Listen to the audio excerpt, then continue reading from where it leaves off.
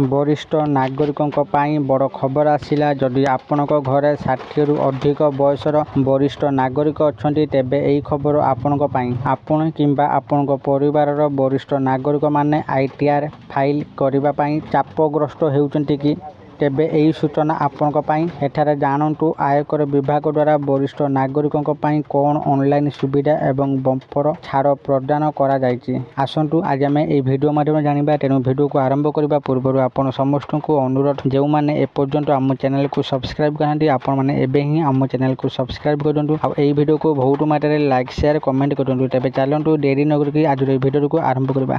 वृद्ध हेबा परे कार्यालय एवं बैंक को यात्रा करबा बहुत कष्टकर हो जाय थाए। एहा को अनुभव करी आयकर विभाग एबे वरिष्ठ नागरिक मानक पाई सेमानकर आयकर रिटर्न फाइल करबा सहज करि दैछि। 60 वर्ष रु अधिक वयस्क लोकों पाई टिकस देबा एवं रिटर्न फाइल करबा समय अनेक स्वतंत्र सुविधा एवं छाड़ ऑनलाइन रे जोगाई दिया जाउछि। आयकर विभागर नियम अनुसार 60 रु 80 वर्ष बयसर लोकों को वरिष्ठ नागरिक कहा जाए। सेमानकु वार्षिक 3 लाख टंका पर्यंत टिकस मुक्त करा जाए। सेहीपरि 80 वर्ष रु अधिक बयसर लोकों को सुपर सीनियर नागरिक भाव में विवेचना करा जाए एवं सेमाने 5 लाख टंका पर्यंत टिकस छाड़ पाते।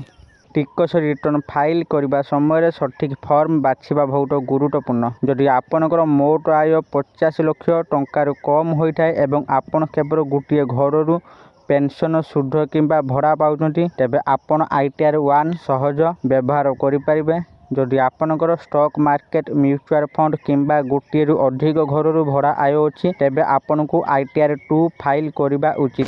बयस सत्वे किछि लोक डाक्टर एवं वकील भरी वृत्ति रे जड़ित एपरि वृत्तिगत मानक आईटीआर 3 व्यवहार करने को पड़ी थाए। अन्य पक्षरे जदि आपण जने छोट व्यवसाय मालिक किंबा जने स्वाधीन वृत्तिगत तेबे आईटीआर 4 फॉर्म उपयुक्त। रिटर्न दाखल करबा पूर्व बकेया टिकस पैठ करबा बाध्यतामूलक नचेत आपण को जोरिमाना देबा को पड़ी पारे। वरिष्ठ नागरिक मानक टिकस देबा पई धाड़ी रे ठिया हेबा को पड़िबो नाही। सेमाने आयकर विभागर ई फाइलिंग पोर्टल incometax.gov.in माध्यम रे घरू देय करि परिबे। वेबसाइट रे लॉगिन करी ई फाइल विक्रय को जांतु एवं ई पे टैक्स ऊपर क्लिक करंतु। तापर नूतन देय चयन करंतु एवं मूल्यांकन वर्ष चयन करंतु। आपनकर पान नंबर एवं टिकस परिमाण प्रवेश करबा परे आपनको पेमेंट पद्धति चयन करबा को पड़िबो। आपण डेबिट कार्ड नेट बैंकिंग किंबा यूपीआई माध्यम रे देय करि परिबे। सब किछि ठीक अछि कि नाही जांच करी दाखल करबा परे आपनको टिकस देय सफल हेबो एवं आपण चालान रसीद डाउनलोड करि परिबे। टिकस देय सहित आईटीआर फाइलिंग मध्ये ऑनलाइन रे समाप्त करा जाय परिबो। पोर्टल रे उपयुक्त फॉर्म चयन करंतु एवं पान आधार एवं बैंक अकाउंट विवरणी अपलोड करंतु। दाखल पर आधार ओटीपी किंबा नेट बैंकिंग माध्यम रे ई वेरिफिकेशन आपनको सहज करदेबो। उपरोक्त छाड़ व्यतीत वरिष्ठ नागरिक माने धारा 80D अनुजाई स्वास्थ्य बीमा प्रीमियम उपरे 5000 टंका पर्यंत टिकस लाभ पाई परिबे। सेहीपरि धारा 80TTB अनुजाई बैंक जमा उपरे 50,000 टंका पर्यंत सुध मध्य छाड़ करा जाय परिबो। एही समस्त कारण को मने रखी आपनकर आईटीआर फाइल करिबा द्वारा आपनकर बहुत टंका संचय हबो।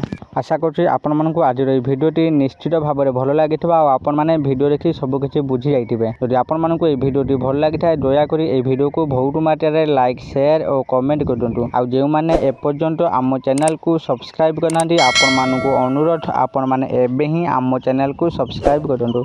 आज पई एतिके फोन देखाबो आ एक नुवा भिडियो रे। सेते पर्यंत मु दीपू आपण मानक थारु विदाय नउची रहुची। धन्यवाद।